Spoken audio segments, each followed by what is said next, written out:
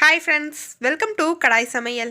இன்றைக்கி நம்ம முட்டைக்கோஸ் பாசிப்பருப்பு பொரியல் எப்படி செய்கிறதுன்னு தான் பார்க்க போகிறோம்.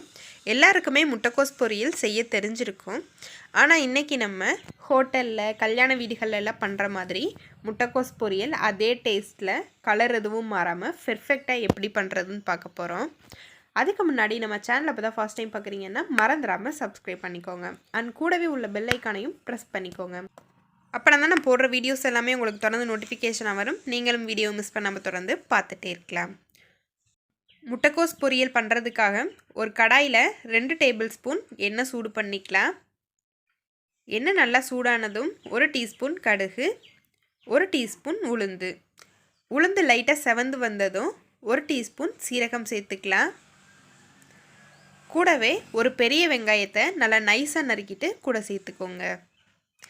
கூடவே 3 பச்சை மிளகாய் நல்லா பொடியாக நறுக்கிட்டு கூட சேர்த்துக்கலாம். முட்டைக்கோஸ் பொரியலுக்கு பச்சை மிளகாய் தான் சேர்க்கணும். வரமிளகாய் சேர்த்திங்கன்னா கலர் மாறிடும். கூடவே ஒரு கொத்து கருவேப்பிலை சேர்த்துட்டு வெங்காயத்தை நல்லா வதக்கி விட்டுக்கலாம். முட்டைக்கோஸ் பொரியலுக்கு வெங்காயம் ரொம்ப வதங்கக்கூடாது, பாதி வதங்கினா போதும். இதை ஒரு 2 நிமிஷத்துக்கு மட்டும் வதங்க விடலாம். இப்போது வெங்காயம் லைட்டாக வதங்கிருச்சு. இந்த ஸ்டேஜில் நான் 250 கிராம் முட்டைக்கோஸை நல்லா நைஸாக நறுக்கிட்டு கழுவிட்டு அதை தண்ணி எல்லாமே வடிச்செடுத்து வச்சுருக்கேன். அதையும் கூட சேர்த்துக்கலாம். பொரியலுக்கு இந்த மாதிரி நைஸாக நறுக்கிக்கோங்க, அப்புறம் தான் பார்க்கும்போதும் டேஸ்ட்டும் ரொம்ப நல்லாயிருக்கும்.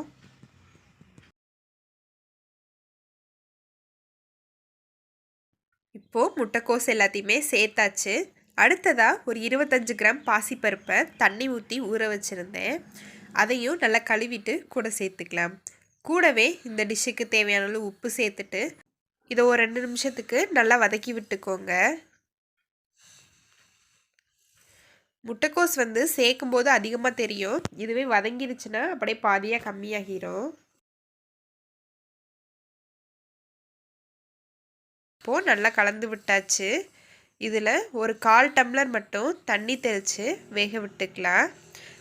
முட்டைக்கோஸ் பொரியலுக்கு அதிகமாக தண்ணி தேவைப்படாது. முட்டைக்கோஸ்லேருந்து வர்ற தண்ணியே அது வேகிறதுக்கு கரெக்டாக இருக்கும். அப்பப்போ தண்ணி தேவைப்பட்டதுன்னா கொஞ்சம் கொஞ்சமாக தண்ணி தெளித்து வேக வைங்க. சுற்றியும் ஓரங்கள் எல்லாத்தையுமே வலிச்சு விட்டுட்டு இதை ஒரு 7லேருந்து 8 நிமிஷத்துக்கு வேக விட்டுக்கலாம். முட்டைக்கோஸை மூடி வேக வைக்கக்கூடாது. மூடி வச்சிங்கன்னா அதோட ஆவி தண்ணி எல்லாமே பட்டு ஓவர் குக் ஆகி கலர் மாறிடும். அதனால் திறந்த மாதிரியே ஒரு 7லேருந்து 8 நிமிஷத்துக்கு லோ ஃப்ளேமில் வச்சு வேக விட்டுக்கோங்க. அப்பப்போ ஒரு 2 நிமிஷத்துக்கு ஒரு தடவை இது மாதிரி கலந்து விட்டுக்கோங்க. ஒரு 8 நிமிஷத்துக்கு அப்புறமா முட்டைக்கோஸ் நல்லா வெந்துருச்சு. வெந்து நல்லா தண்ணி எல்லாமே வற்றி வந்துருச்சு. இந்த ஸ்டேஜில் ஒரு 1/4 மூடி தேங்காவை துருவிட்டு கூட சேர்த்துக்கலாம். பொரியலுக்கு தேங்காய் எந்தளவுக்கு சேர்க்குறீங்களோ அந்தளவுக்கு டேஸ்ட் ரொம்ப நல்லாயிருக்கும். இதை நல்லா ஒரு தடவை கலந்து விட்டுட்டு ஸ்டவ் ஆஃப் பண்ணிக்கலாம். இது சாம்பார், ரசம், புளிக்குழம்பு எல்லாத்துக்குமே ரொம்ப சூப்பரான ஒரு காம்போவாக இருக்கும். நீங்களும் இதே மாதிரி சின்ன சின்ன டிப்ஸ் எல்லாம் ஃபாலோ பண்ணி ட்ரை பண்ணி பாருங்கள். ட்ரை பண்ணி பார்த்து எப்படி இருக்குங்கிறத கமெண்ட்ஸில் சொல்லுங்கள். இந்த வீடியோ பிடிச்சிருந்தால் லைக் பண்ணுங்கள், ஷேர் பண்ணுங்கள். மறந்துடாமல் கடாய் சமையலை சப்ஸ்கிரைப் பண்ணிக்கோங்க.